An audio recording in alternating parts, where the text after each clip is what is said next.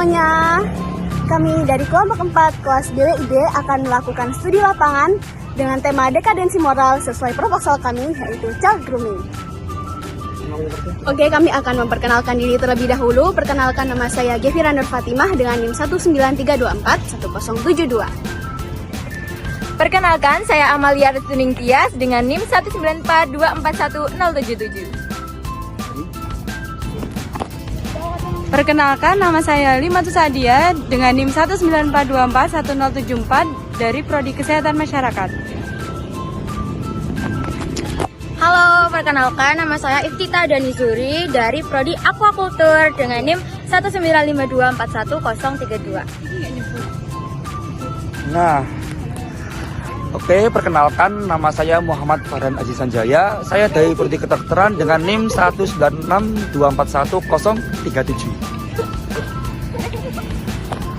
Saya Adijaga Prabowo dari Prodi Kedokteran Hewan NIM 193241073. Sebelumnya udah pernah dengar istilah child grooming belum, Kak? Pernah dengar tapi kurang paham gitu maksudnya.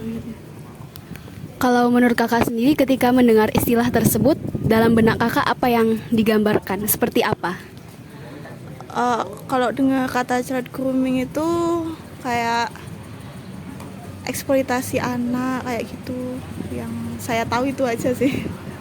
Baik. Anak-anak yang seperti apa biasanya kalau jadi target itu? Mungkin salah satunya anak yang misalnya jadi kayak dipekerjakan gitu, atau enggak kayak korban pelecehan tapi enggak boleh ngomong gitu, dibungkam kayak gitulah. Kalau tanda-tanda seorang anak terkena child grooming, kira-kira kakak sudah tahu atau belum? Belum. Baik, di sini saya menjelaskan sedikit ya. Jadi child grooming itu sebuah pelecehan seksual namun dalam bentuk yang sangat benar-benar halus.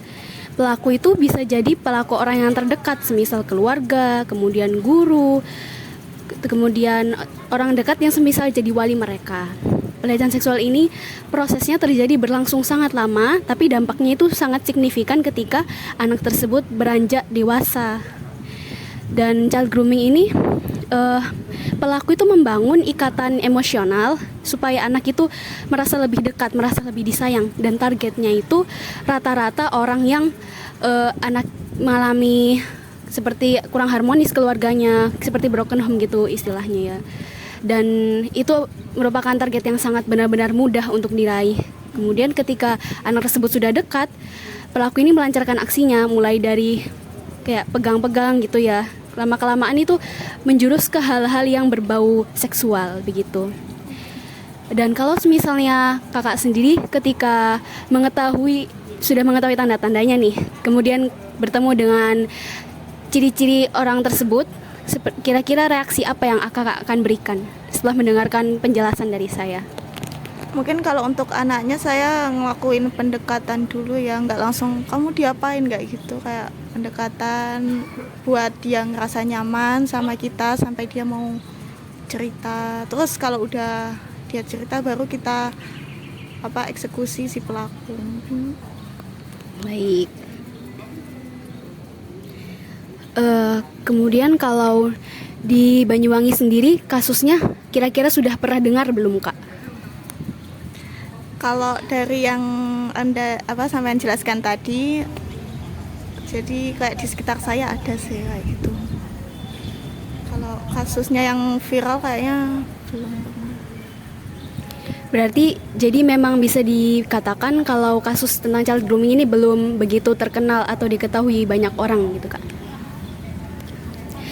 Untuk pesan kakak untuk orang yang terkena child grooming apa sih? Maksudnya kayak untuk terutama anak-anak muda yang masih belum paham akan pelecehan seksual dalam bentuk ini. Kebanyakan kan korban itu takut kan mau mengakui, mau speak up apa yang terjadi sama dia, karena yaitu biasanya kan masyarakat itu bakal mandang jelek kan ke korbannya. Jadi menurut saya untuk orang sekitar, misalnya nih ada temennya atau anak gitu mulai bersikap nggak kayak biasanya, mungkin bisa melakukan kayak pendekatan buat jadi teman sharing gitu. Baik, terima kasih. Jadi kesimpulannya, kalau misalnya ada orang yang misalnya terkena tanda-tanda child grooming, kita tidak melakukan pendekatan itu secara perlahan-lahan. Kemudian kita memberi pengertian kepada anak tersebut kalau misalnya hal yang dilakukan oleh anak dan pelaku itu kurang baik begitu ya, Kak.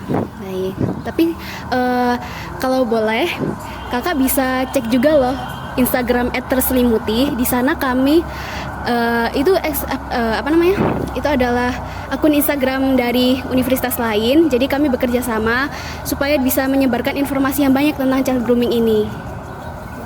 Terima kasih ya Kak atas waktunya. Jadi kesimpulan dari kegiatan field study ini memberikan banyak pelajaran berharga, baik dari segi akademik maupun sosial. Melalui wawancara ini, kami tidak hanya belajar mengenai fenomena child grooming, tetapi juga pentingnya peran aktif masyarakat dalam melindungi anak-anak dari kekerasan seksual. Dengan pemahaman yang lebih baik tentang child grooming dan dampaknya, diharapkan masyarakat dapat lebih waspada dan bertindak proaktif dalam mencegahnya. Selain itu, kegiatan ini memperkuat kesadaran kami tentang pentingnya pendidikan masyarakat yang berbasis pada pemahaman yang mendalam dan pendekatan yang sensitif terhadap masalah sosial yang krusial seperti ini. Hal ini juga tentu berhubungan dengan sila Pancasila yang kedua, yaitu kemanusiaan yang adil dan beradab. Kemudian SDGs yang ketiga, yakni kesejahteraan manusia. Sekian dari kelompok kami, terima kasih.